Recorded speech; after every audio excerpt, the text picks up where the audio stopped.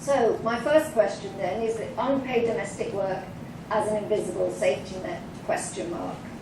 The WeGo study that I referred to reports similar examples in the current crisis. I just give a few quotations here. We've got a home-based garment worker in Bangkok saying I try to economise by spending money only on necessary things. I take leftover cloth that she's got left over from making the garments on subcontract and make clothes for myself now. Another one reported no longer buying prepared meals for her family, but cooking meals herself. And as I said, we've got similar behaviour reported in previous crises in Indonesia, for instance. In Philippines, a smaller survey found much the same thing, this increase in unpaid domestic work. And that seems to be, as well as sending more people out into the labour market to work, producing more for yourself at home is a thing that very often, I think, is a response to low-income households in crises. But is it really an invisible safety net? It's invisible, unless you do special studies. But is it really a safety net? I'll come back to that question. But also, what about this kind of unpaid work as an intensifier of gender inequality? The time use studies that we do have, and we have got an increasing number of time use studies now for a widening range of developing countries, show that women usually work longer hours than men when unpaid hours are added to paid hours. And if a response to the recession is to expand unpaid domestic labour, still with those gender norms about who does what, strong and intact, then that gap will widen further.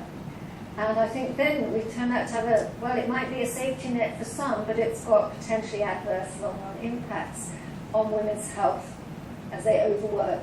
They try to combine more unpaid work with more paid work, and on girls' education, because there's only so much more that adult women could do, and daughters get pulled out of school to supplement. This kind of thing, for instance, that Caroline Moser found in her heartbreaking study in Guayaquil in Ecuador, looking at the recession and adjustment process in the early 80s there. So an intensifier of gender inequality. And also, I think this is, perhaps not attention has been paid to this before, unpaid domestic work, also an intensifier of recession. Making clothes at home reduces demand for clothing workers. Making meals at home reduces demand for food vendors. So what's a safety net for one household reduces the incomes of another household. I think this is an example in the field of unpaid work of what economists following Keynes have called the paradox of thrift. In a recession, response at the level of the households is to rediscover the virtues of thrift, to become more thrifty. And that has one dimension is to spend less. And the other dimension, that's more visible and has been recognised, but the other dimension is to have more unpaid work. And in fact, it's a mirror image. Producing more for yourself at home is the same as saving more, in the sense that you're not generating market demand. So there's a danger about celebrating the coping strategies and ingenuity of individual women in trying to protect their families against the impact of the crisis without recognising that that will have knock-on effects for other women and other men trying to earn enough to feed their families. So for me, that suggests that one aspect of the response to the crisis has to be measures that maintain the purchasing power of low-income women, which will be very important for those low-income women. It will guard against this extension of gender inequality in the field of unpaid work, but will also keep up the demand for those street vendors, for those other clothing workers. But in any case, there are holes in the safety net that can be provided by unpaid domestic work. In a financial economy, an economy dominated by money, there's only so far you can do to protect your family by growing more vegetables, by knitting more sweaters, by doing more home baking.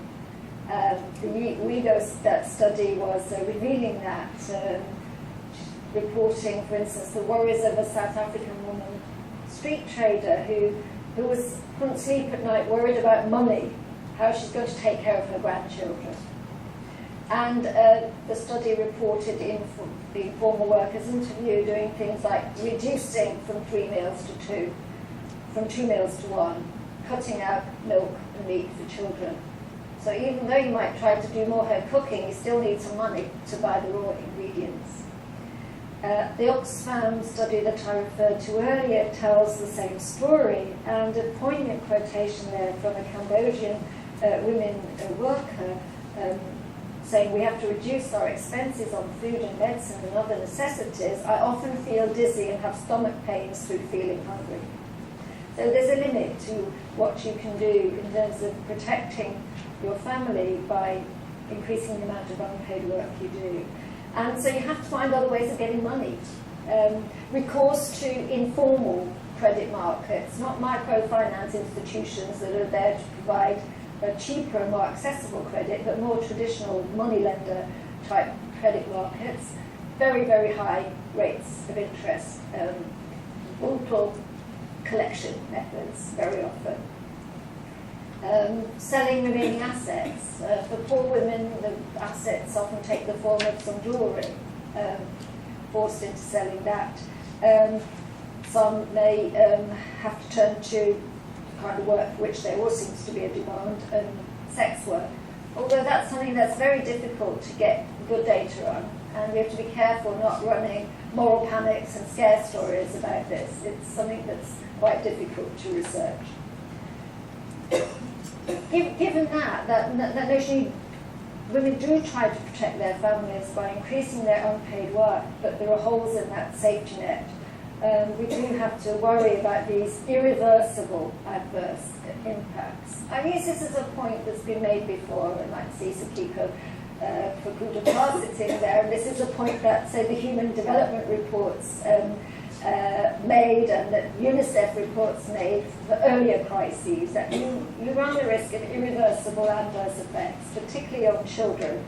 And gender norms mean in many countries that girls are likely to be worse affected than boys.